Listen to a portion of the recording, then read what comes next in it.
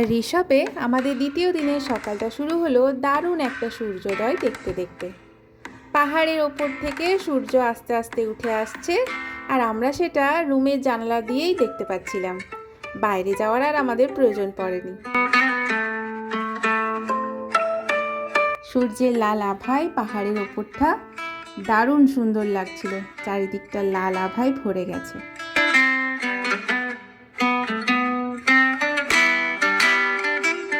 সূর্যোদয় দেখে নিয়ে চা খেয়ে হয়ে গেলাম ফ্রেশ। এবার যাব নিচে ব্রেকফাস্ট করতে। আজকে আমরা ঋষভ থেকে বাড়ি ফিরব, তবে ফেরার পথে অনেকগুলো জায়গা আজকে আমাদের ঘোরার আছে, আর সেই জন্যই আজকে সকাল সকাল উঠেই হয়ে গেছি রেডি। এখন ঘড়িতে প্রায় 8টা মতো বাজে। এবার ব্রেকফাস্ট করেই আমরা বেরিয়ে পড়ব ঋষভ থেকে। তবে যাওয়ার আগে আই লাভ ঋষভ লেখার সামনে বেশ কয়েকটা ছবি তোলার আছে। এই যে এদিকে আমরা মোটামুটি রেডি, এবার রুমটা ছাড়ার পালা। এবার যাব নিচে গিয়ে করব ব্রেকফাস্ট। তবে ব্রেকফাস্টটাও এই হোটেল থেকেই দেওয়া ছিল। তো ব্রেকফাস্টে ছিল রুটি আর তরকারি, সেটাও খেয়ে নিলাম। মোটামুটি খাবার দাবার ঠিকই ছিল। আর তারপর আমরা চলে গেলাম ওই যে আই লাভ ঋষভ লেখার সামনে ছবি তুলতে, কারণ কালকে ওটাই মিস হয়ে গেছে। এত দূর এসছি, এটা না তুলে তো যাওয়া যায় না।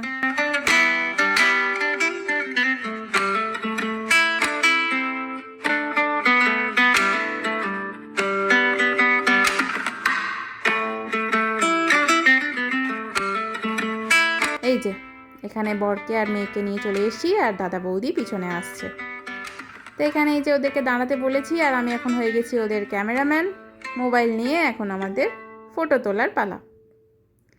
তো এখানের ফটোর পর্ব মিটিয়ে এবার চলে গেলাম নিচে। মানে ঋষভ থেকে আমরা এখন অনেকটাই নিচে নেমে এসেছি, আর এই যে এখানে এই পাইনের জঙ্গলে একটুখানি দাঁড়িয়েছিলাম। আর তারপর আমরা চলে গেলাম ডেলো বলে একটা জায়গায় রয়েছে একটা সুন্দর পার্ক, সেটা দেখার জন্য। এটা মোটামুটি ঋষভ থেকে আসতে প্রায় 1.5-2 ঘন্টা তো লেগেইছে আমাদের। আর যেহেতু সকালবেলায় চলে এসেছি গাড়িতে চেপে, মেয়ের শরীরটা অবশ্য একটু খারাপ লাগছিল, তবে এখানে আসার পর একদম সুস্থ হয়ে গেছে। এই যে এখন আমরা ডেলো পার্কের ভেতরে যাচ্ছি, এখানে এন্ট্রি ফি রয়েছে। আর এই যে দাদা এই যে টিকিট কেটে নিয়েছে, পার পার্সন 20 টাকা করে টিকিট। এখন আমরা যাব ভেতরে। ভেতরে ঢুকতেই সবার আগে আমার যেটা চোখে পড়লো সেটা হচ্ছে মোবাইলের 4 টাওয়ার। এখানে কিন্তু মোবাইলের নেটওয়ার্কের কোনো সমস্যা হবে না। এই দেখো, যাই হোক পাহাড়ি রাস্তায় অনেক জায়গাতেই ফোনের নেটওয়ার্ক পাওয়া যায় না, সেটাও অসুবিধা কিন্তু এখানে ছিল না। আর তারপর যেটা চোখে পড়লো সেটা হচ্ছে রং বেরঙের নানান পাহাড়ি ফুল। সত্যি দারুণ লাগছিল ভেতরের পরিবেশটা। এই দেখো আমিও একটু সেলফি তুলে নিলাম। আর এখানে মেয়ে তো ভারী খুশি, বললাম একটু আগেই তোমাদের যে ওর শরীরটা একটু খারাপ লাগছিল গাড়িতে, অনেকটা পাহাড়ি জার্নি করেছে, তো এখন কিন্তু হয়ে গেছে একদম চাঙ্গা। এত সুন্দর একটা পরিবেশ দেখে হাত ছাড়িয়ে ছুটতে শুরু করেছে।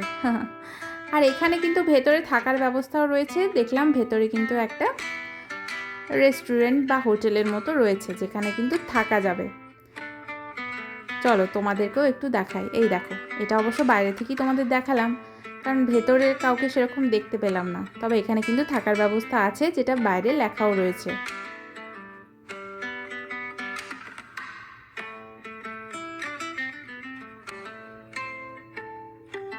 আর এই যে দেখো মেয়ে আমার এখানে নিজের মতো হাঁটতে শুরু করেছে হাত ছেড়ে দিয়ে। এত সুন্দর এখানের পরিবেশটা, যদিও রোদের তাপ রয়েছে প্রচণ্ড। এখানে বৌদির আমি একটুখানি ভিডিও করে দিচ্ছিলাম, আর সেটারই আমরা এখন পোজ দিচ্ছি। আর তারপর এবার আমরা যাচ্ছি পুরো পার্কটা ভালো করে ঘুরে দেখতে। পার্কটাও যেহেতু পাহাড়ের ওপরেই, তাই রাস্তাঘাট কিন্তু একদম আঁকাবাঁকা, মানে কোথাও উঁচু কোথাও নিচু, তাই আমাদের হাঁটা চলা করতে কিন্তু বেশ কষ্ট হয়েছে। তবে যেহেতু ওয়েদারটা একদম ঠান্ডা, পাহাড়ি রাস্তা, তাই খুব একটা কষ্ট অবশ্য হয়নি।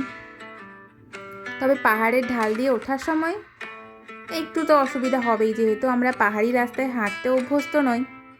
তবে এটুকু বুঝলাম যে পাহাড়ের ভ্রমণ কিন্তু বয়স কম থাকতে থাকতেই ঘুরে নেওয়া ভালো।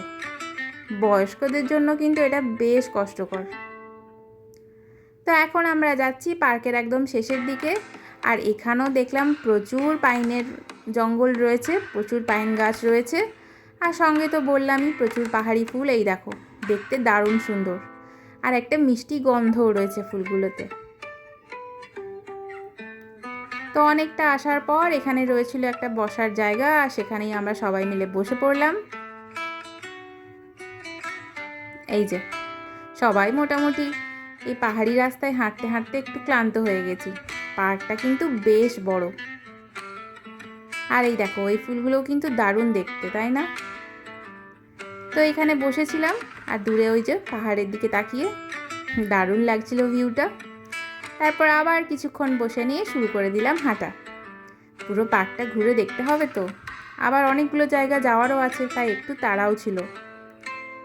তো এবার আমরা এই যে পার্কের একটা অন্যদিকে চলে এসেছি। এখানে তো প্রচুর রং বেরঙের ফুল। চলো তোমরাও একটু দেখে নাও আমার সঙ্গে পার্কটা ভালো করে।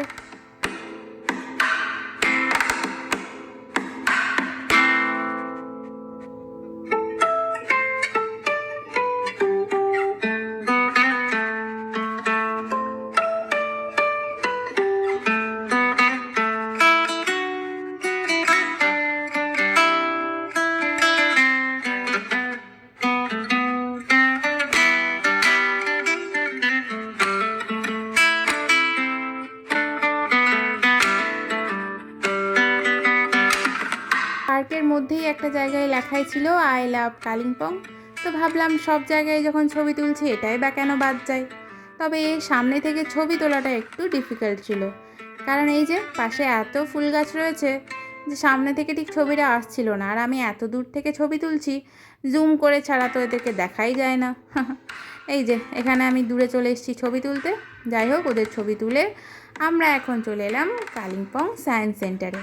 এইটা খানিকটা আমাদের এই পুরুলিয়ার সায়েন্স মিউজিয়ামের মতো, তবে এরিয়াটা বেশ বড়। এই যে আমরা এখন চলেও এসেছি, এবার ভেতরে যাব।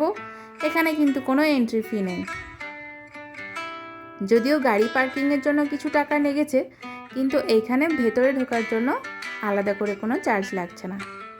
এবার আমরা আস্তে আস্তে ভেতরে যাব।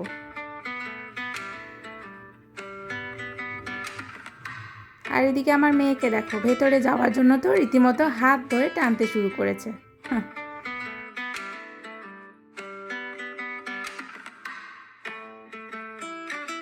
এই যে এখন আমরা আছি সায়েন্স সেন্টারের ভেতরে।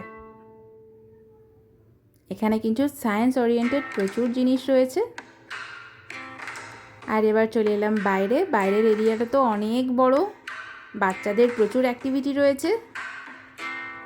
আর তাছাড়াও পার্কটা কিন্তু বেশ সুন্দরভাবে সাজানো। চলো তোমরাও একটুখানি দেখে নাও।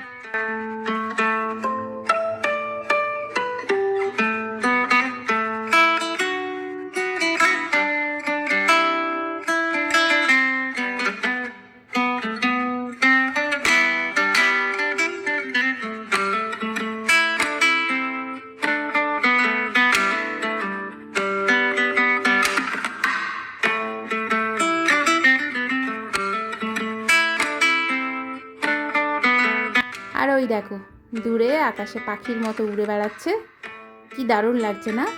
কালিম্পংয়ের এখানে প্যারাগ্লাইডিংয়ের কিন্তু ব্যবস্থা আছে। মনে ইচ্ছে থাকলেও সাহস দেওয়া মানুষের অভাবের জন্য আমাদের আর এটা চাপা হলো না। যাই হোক, এখন আমরা চলে এসেছি লাভাতে, মানে রিসর্ট থেকে অনেকটাই নিচে চলে এসেছি। আর ডেলো পার্ক দেখেও আমরা ফিরে এসেছি। এখন আমরা ফেরার পথে, এখন দাঁড়িয়েছি লাভাতে।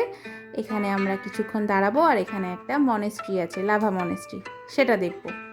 আর এই দেখো পাহাড়ের রাস্তাগুলো কি সুন্দর লাগে না ওপর থেকে দেখতে, কীরকম আঁকা বাঁকা রাস্তা, নিচ দিয়ে গাড়িগুলো ঘুরে ঘুরে আসছে ওপরে।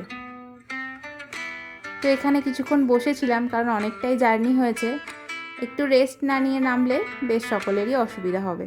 তো আমরা এই যে সবাই মিলে রাস্তার ধারে বসে পড়েছি। আর এইখানেও ওই যে লেখা আছে আই লাভ লাভা, তো সেখানেও বেশ খানিকক্ষণ দাঁড়িয়ে ছবি তুললাম। আর তারপর আমরা যাব লাভা মনেস্ট্রি দেখতে।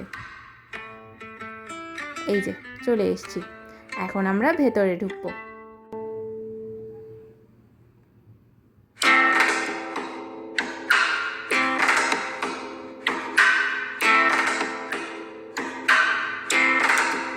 এই মনেস্ট্রির ভেতরটাও কিন্তু বেশ সুন্দর।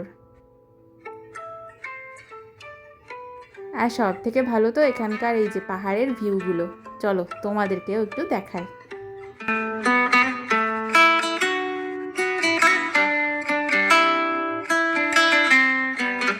আমরা এই যে সবাই মিলে এখানে হাত পা ছড়িয়ে বসে পড়েছি, কারণ আমরা অনেকক্ষণ হাঁটাহাঁটি করে একটু ক্লান্তই হয়ে পড়েছিলাম।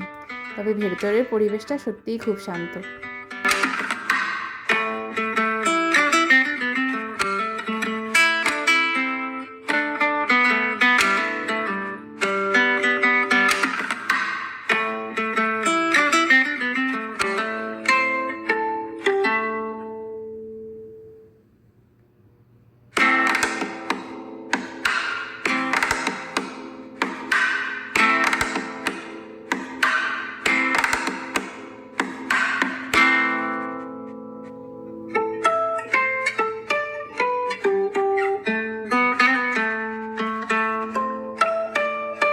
মনেস্ট্রি দেখে আমরা এখন অনেকটাই চলে এসেছি নিচে।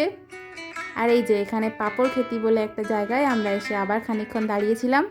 এখানে রয়েছে একটা পাহাড়ি নদী, যেটা খুব সম্ভবত ঝর্ণা থেকেই হবে। তবে সেই ঝর্ণা অবশ্য দেখতে পাইনি, নদীটাই পাহাড়ের ওপর দিয়ে বয়ে চলেছে। আমরা এখানে দাঁড়িয়ে বেশ খানিকক্ষণ দেখলাম।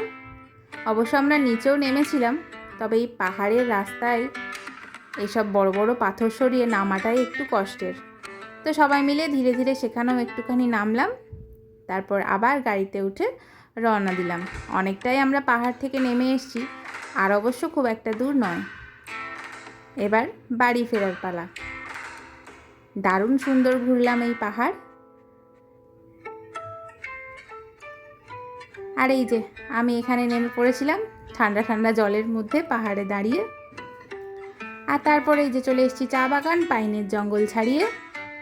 আগের দিনের ভিডিও তোমায় দেখিয়েছিলাম যে চা বাগান শুরুতেই ছিল, আর তারপরে ছিল যত পাহাড়ের ওপরে উঠবো পাইনের জঙ্গল। আর আমরা যেহেতু আজকে ফিরছি, মানে পাহাড় থেকে নামছি, তাই ওপরের পাইনের জঙ্গলকে রেখে এখন নিচে চা বাগানে চলে এসেছি। আর এখন যেখানে আছি এটা হচ্ছে মালবাজার, আলিপুরদুয়ারে একটা হনুমান মন্দিরে। আমাদের এই ড্রাইভার দাদার সাজেশনেই আমাদের এখানে আসা।